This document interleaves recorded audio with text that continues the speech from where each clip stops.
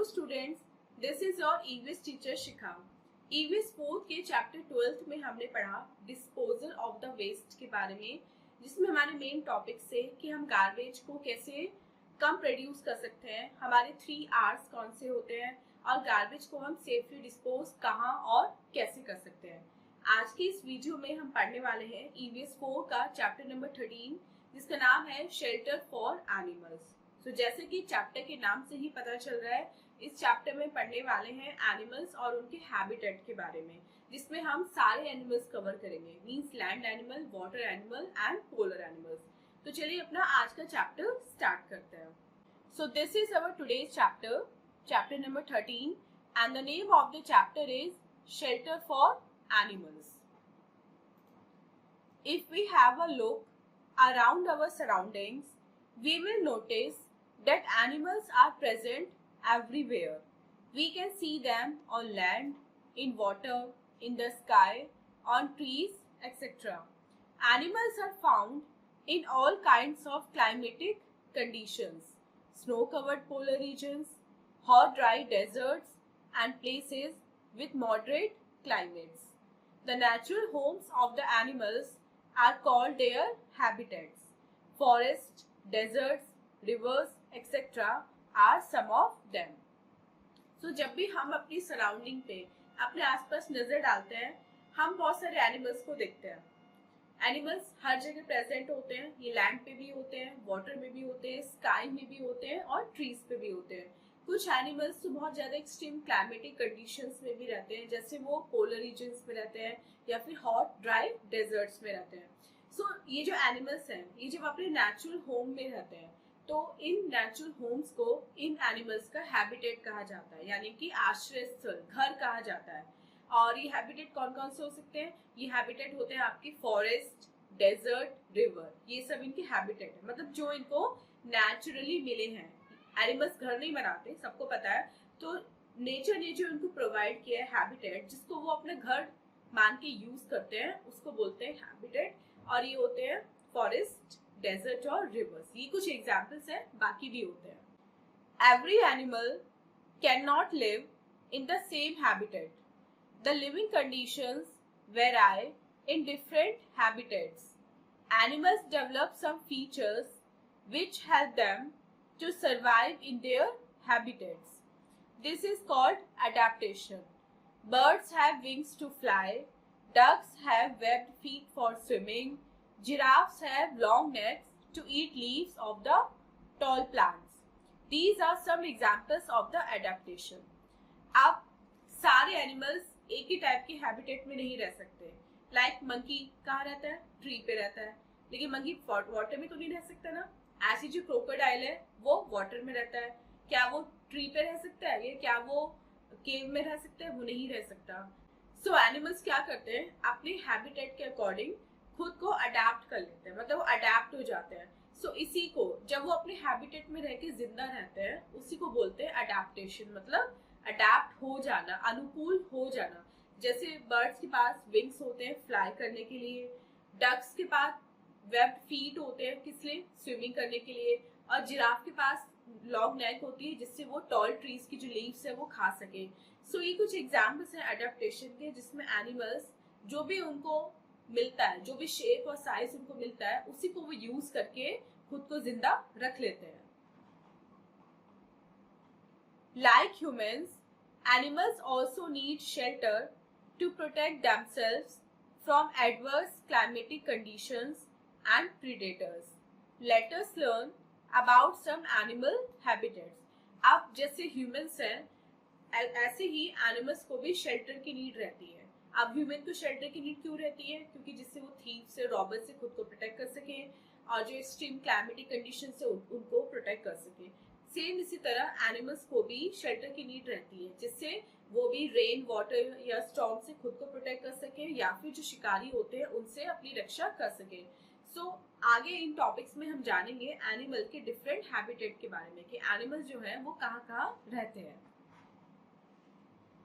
Animals live on land. Animals that live on land are called terrestrial animals. There are different types of shelters for different animals on land, like rock caves inside the ground, and some live in the open places. Some animals like lions, tigers, bears, and cats live in caves. It is a natural shelter. आप सबसे पहले हम पढ़ेंगे उन animals के बारे में जो लैंड पे रहते हैं, यानी कि जमीन पे रहते हैं. सो वो एनिमल्स जो लैंड पे रहते हैं उन्हें क्या बोलते हैं? उन्हें बोलते हैं टेरेस्ट्रियल एनिमल्स. और लैंड पे जो एनिमल्स रहते हैं उनके लिए डिफरेंट टाइप के शेल्टर्स अवेलेबल होते हैं. जैसे लैंड पे उनको गुफा भी मिलती है, या फिर वो ग्राउंड के अंदर रह सकते हैं घर बना के, या फिर छोटा सा छेद बना के. और कुछ ऐसे होते हैं जो लैंड में ऐसे खुले में ओपन स्पेस में रहते हैं. अब जैसे लायन हो गए, टाइगर हो गया, या बियर्स और बैट, ये कहाँ रहते हैं? ये केव्स में रहते हैं, जो नेचर इन्हें देता है. नेचुरल जो केव्स होती है उनमें रहते हैं, और ये एक नेचुरल शेल्टर होता है. मतलब इसको बनाने की नीड नहीं पड़ती, ये बना बनाया उनको मिल जाता है. Inside the ground, some animals dig their homes inside the ground. Rabbit, snake, earthworm, and ants live inside the ground. Open places. Some animals like elephants, deer, and giraffes live under trees or in the open areas. Animals live in polar regions. Animals that live in very cold places like polar regions have thick fur and a layer of fat under their skin to keep them warm. Polar bear, seal, and Arctic fox are some of the animals of polar regions. अब second जो जगह है वो है inside the ground, यानी कि जमीन के अंदर. कुछ एनिमल्स जैसे कि आंट हो गई, या फिर आपका रैबिट हो गया, स्नेक हो गया, अर्थवॉर्म हो गया, वो क्या करते हैं? जमीन के अंदर बिल बना के रहते हैं. कुछ एनिमल्स खुले में रहते हैं, जैसे कि एलिफेंट, डियर और जिराफ, या फिर वो पेड़ के नीचे रहते हैं ओपन में. कुछ एनिमल्स पोलर रीजन्स में रहते हैं. अब पोलर रीजन्स क्या होते हैं? पोलर रीजन्स हमारी अर्थ पे एक ऐसा प्लेस है जहाँ पे पूरे साल भयंकर बर्फ रहती है, बहुत ठंडा रहता है. सो वो एनिमल्स वहाँ पे रहते हैं, जैसे कि पोलर बियर हो गया, आर्कटिक फॉक्स हो गई, या फिर सील हो गए. इनकी बॉडी पे बहुत थिक फर होता है, और इनकी स्किन के नीचे फैट की एक मोटी लेयर होती है जो इनको ठंडी नहीं लगने देती. तो ये भी खुले में रहते हैं, लेकिन कहाँ रहते हैं? पोलर रीजन्स में रहते हैं. Second topic, animals live on trees. Animals that live on trees are called arboreal animals. monkeys, squirrels, and owls live on or inside the hollows of trees. Animals in air. Animals that transport themselves in the air by flying are called aerial animals. Birds and some flying insects belong to this category. आप पढ़ते हैं उन animals के बारे में जो trees पे रहते हैं. जो एनिमल ट्रीज पे रहते हैं उनको क्या बोलते हैं? उनको बोलते हैं आर्बोरियल एनिमल्स. जैसे कि मंकीज हो गए, स्क्वेरल्स हो गए, या आउल्स हो गए. ये सब पेड़ की खोखर में, मतलब पेड़ की जो स्टेम है उसमें छेद बना के उसमें रहते हैं. कुछ एनिमल्स एयर में रहते हैं, मतलब जो खुद को उड़ाने के लायक होते हैं, उड़ने के लायक होते हैं, उनको हम बोलते हैं एरियल एनिमल्स. जैसे बर्ड्स और कुछ फ्लाइंग इंसेक्ट्स, ये एयर में रहते हैं. Animals live in deserts. Deserts are hot and dry places. Camels are adapted to living in such places. They have long legs, padded feet, 2 rows of eyelashes, hump to store fat, and large space in stomach to store water. Animals live in water. Animals that live in water are called aquatic animals. Animals like whales and dolphins live in salty water of sea and ocean. They are called marine animals. They come up to the surface of water to breathe air. They breathe through lungs. Freshwater animals like fish and crabs live in rivers, lakes and ponds.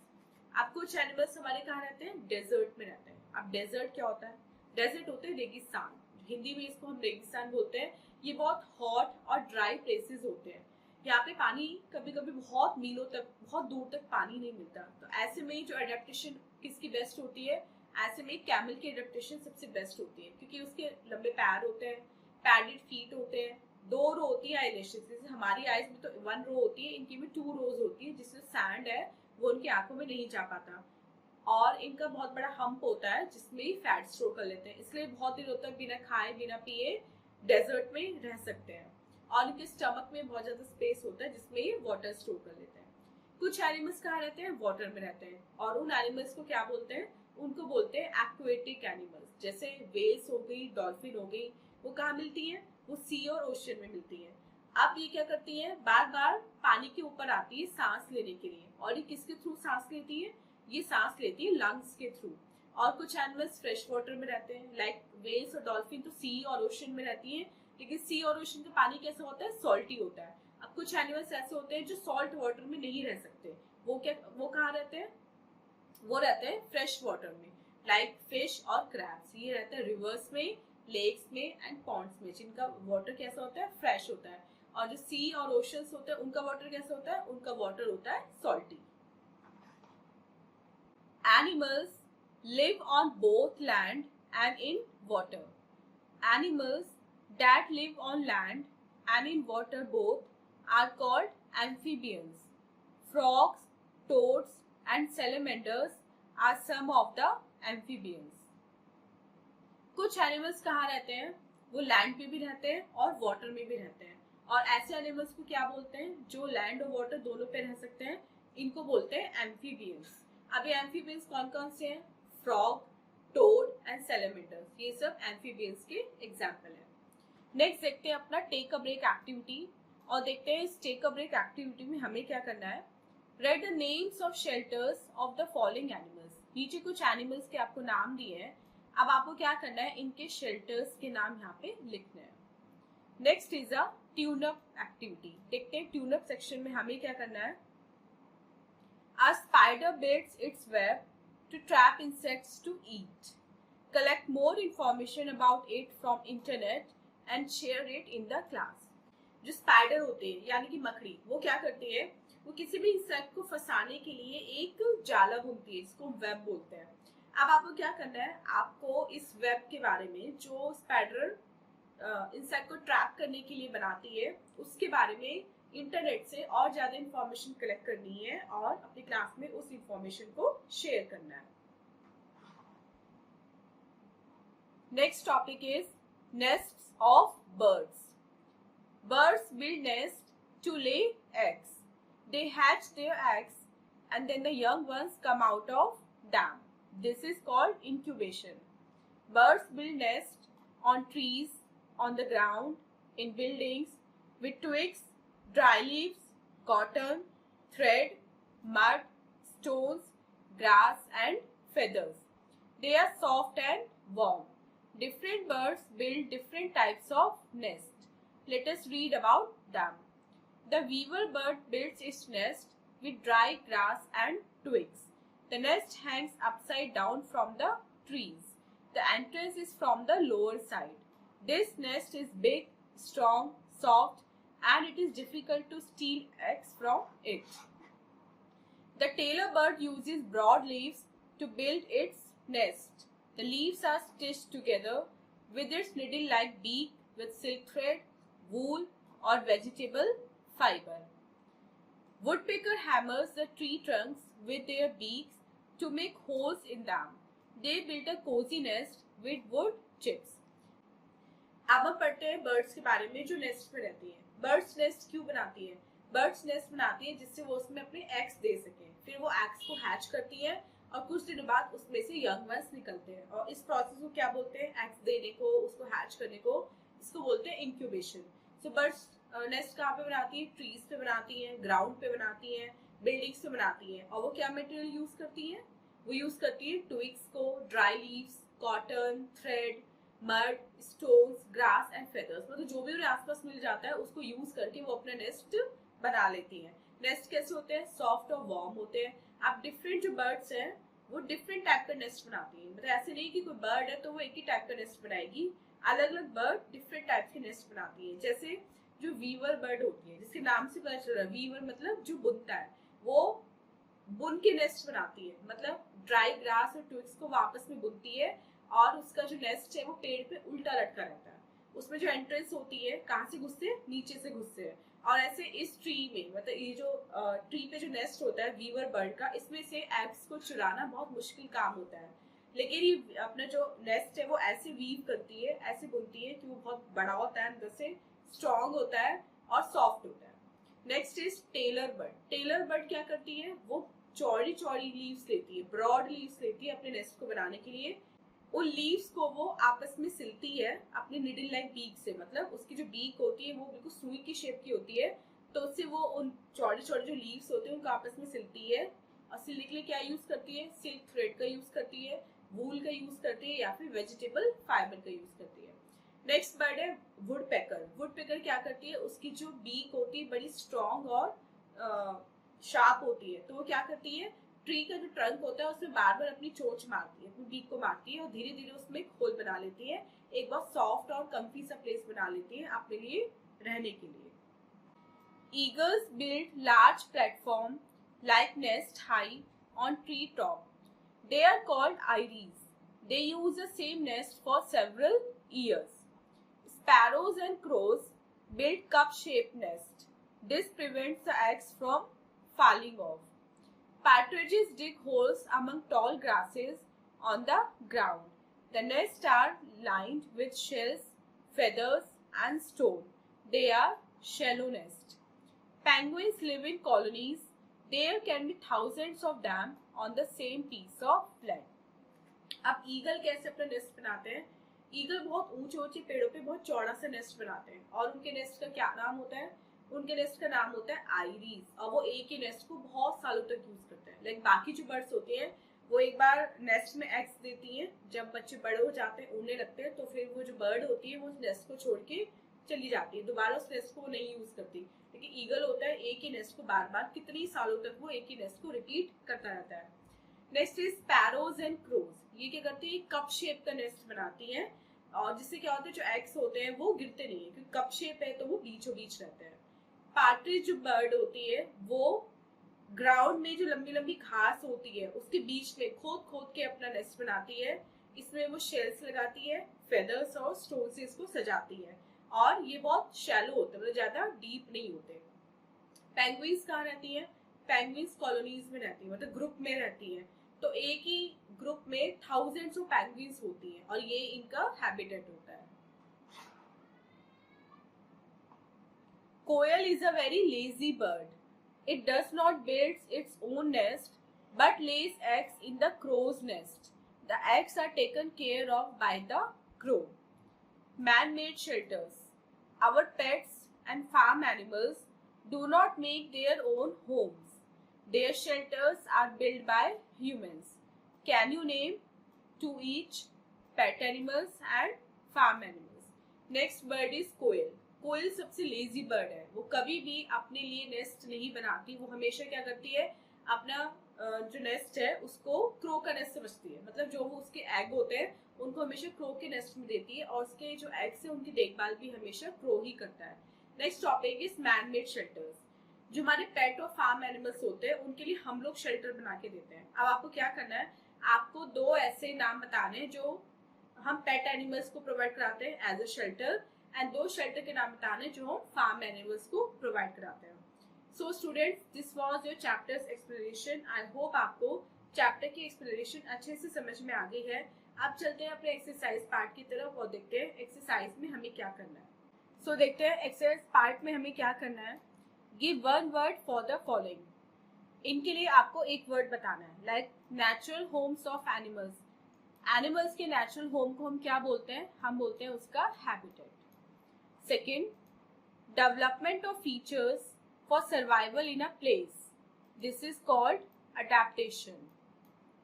Third, more than one kind of animals living in the same place. This is community. Fourth, animals that live on both land and water. इनको बोलते हैं amphibians. B part देखते हैं। Match the following. अब आपको क्या करना है, इसमें कॉलम ए को कॉलम बी से मैच करना है। Like this is elephant. Elephant एक टेरेस्ट्रियल एनिमल है, लैंड पे रहता है। फिश, फिश कहाँ रहती है? वाटर में। तो ये कौन सी एनिमल है? ये है एक्वेटिक एनिमल। मंकी, मंकी कहाँ रहता है? पेड़ पे। पेड़ के एनिमल्स को क्या बोलते हैं? Aerial animals. And bird, bird कहाँ उड़ती है? स्काई में। इनको बोलते हैं arboreal animals. So students, this was your exercise part. I hope आपको चैप्टर की एक्सप्लेनेशन और एक्सरसाइज दोनों ही अच्छे से समझ में आ गई हैं। This was our today's video. मिलते हैं अपने नेक्स्ट वीडियो में इससे नेक्स्ट चैप्टर की एक्सप्लेनेशन के साथ। Till then take care, bye bye.